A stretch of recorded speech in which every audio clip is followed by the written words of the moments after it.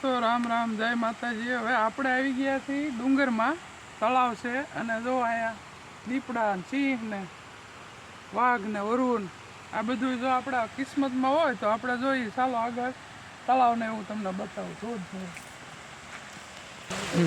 જો મિત્ર આપણે અંદરનો ધોધ છે, જો અત્યારે ડીમ પડી ગયો છે, ચોમાસામાં ભરપૂર આ એકદમ મસ્ત નજારો હોય। ચાલો તળાવ બતાવું। ચાલો દોસ્તો, જો આ અમારા ગામનું તળાવ છે।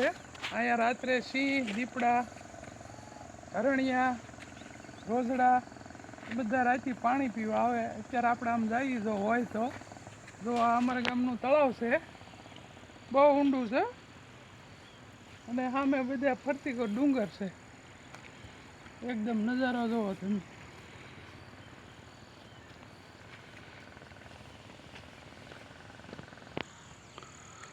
જો દોસ્તો આ ડુંગર છે અમારા ગામના।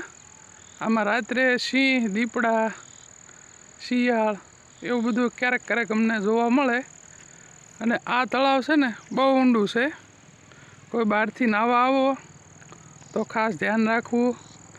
આમાં અમારે અંદર ચીકણી માટી છે, 2 જણા ડૂબી પણ ગયેલા છે, એટલે બહારથી કોઈ આવો તો ખાસ ધ્યાન રાખવું। ગામનાને તો ખબર જ હોય।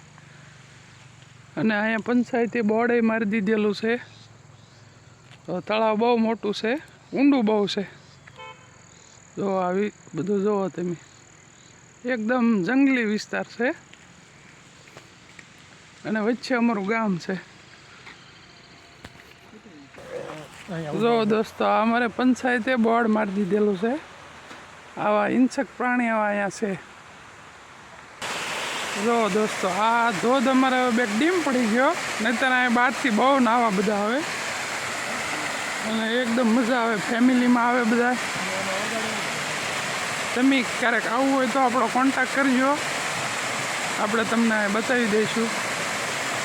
જો એકદમ નજારો એટલે એકદમ ડુંગરના ગાળામાં છે। આ બાજુ ડુંગર છે, ફરતી બાજુ ડુંગર અને વચ્ચે ધોધ પડાય। હવે ડીમ પડી ગયો છે।